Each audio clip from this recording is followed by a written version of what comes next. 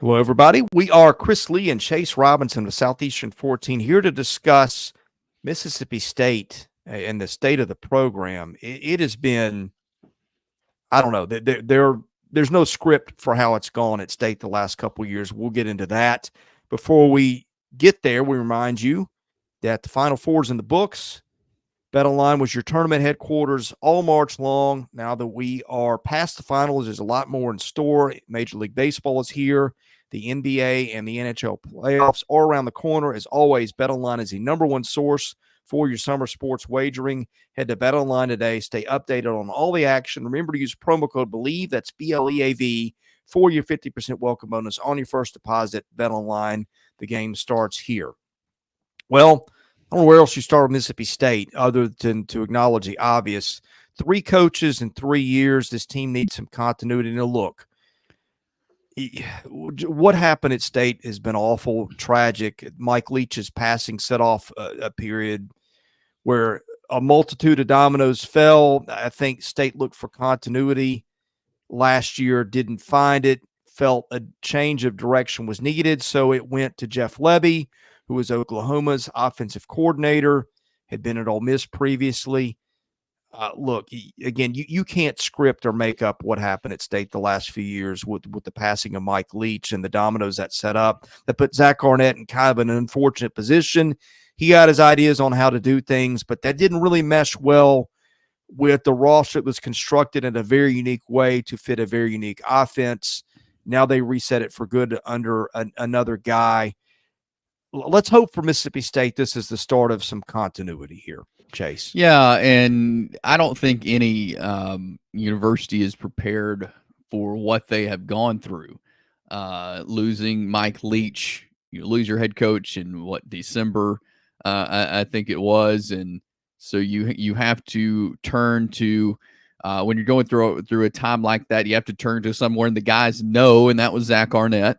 He had been the defense coordinator, so they took the interim tag off, and he was the head coach. And like you mentioned, maybe his ideas of how to do things didn't match the roster, and so that didn't work. So now you try to go to another plan. And Jeff Lebby has been a great offensive coordinator. He's a great offensive mind. He's coached some great players, and so you turn to him to kind of rebuild the program. And Mississippi State's been a team that they've struggled in years. They've had some up years as well. But when you look at this year, and again, the way college football is, we talk about it all the time with the transfer portal and everything else. You look up and down this roster, you look up and down really this the state of the program, if you will. There's way more questions than there are answers. I mean, there's a lot we don't know about this team.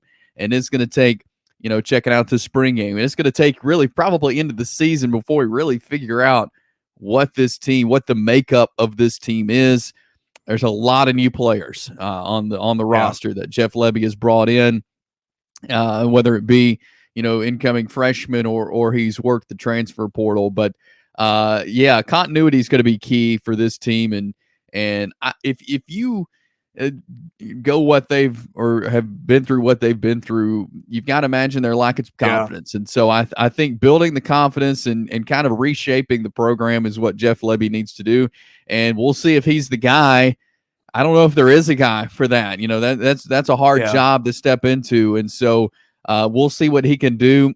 I think they need to give him time to rebuild this thing and get it going back in the right direction. But as of this point, Chris, I mean, there's no doubt about it. There's way more questions than there is answers about the Bulldogs. Yeah, and part of that is you look across the roster, and it just felt like in a time when you just don't know who's going to be on whose roster in a year. You had remarkable continuity at State the last few years with Will Rogers. It felt like the running backs and receivers had played there a while. Defensive backs, names you knew, Jet Johnson at linebacker. They had a couple of studs there that had been there forever. You look across the depth chart this year, and it's like it's a learning curve to know who these guys are. I mean, almost complete overhaul in the trenches. Different quarterback. Mike Wright's back, but he's the backup again.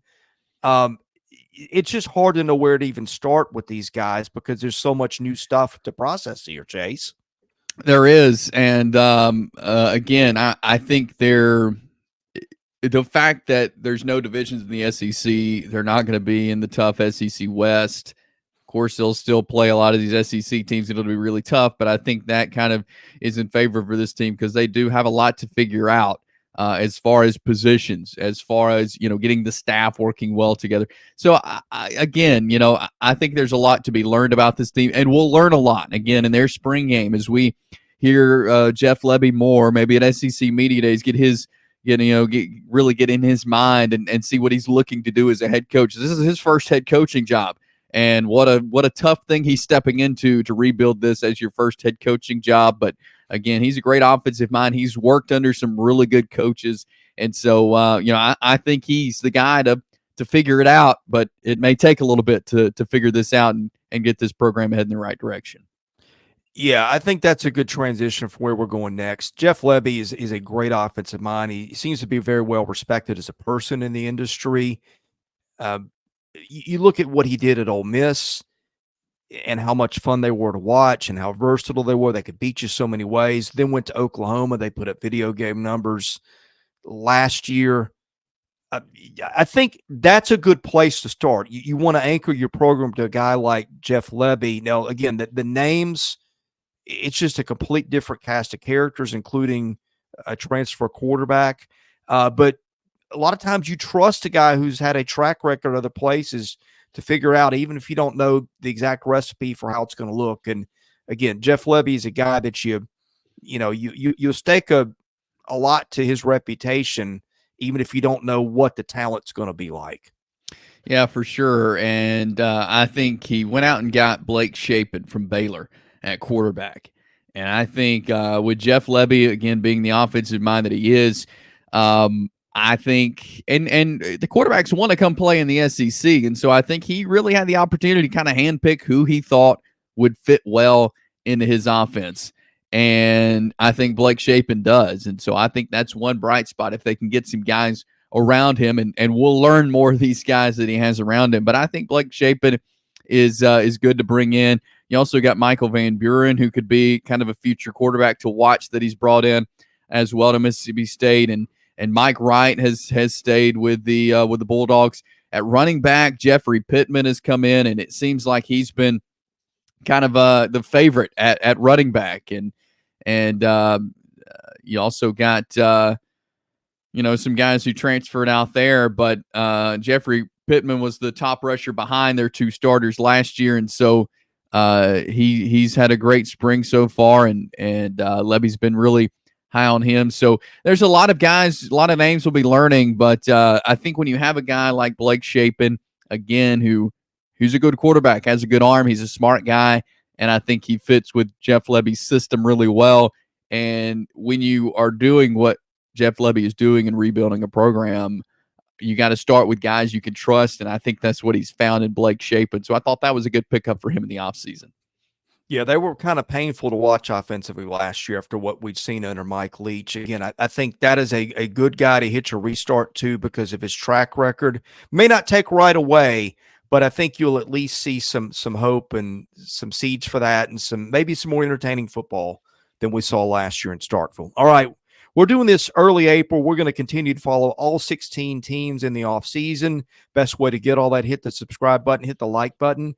That helps our analytics. For Chase Robinson, I'm Chris Lee. We are Southeastern 14, presented by Bet Online.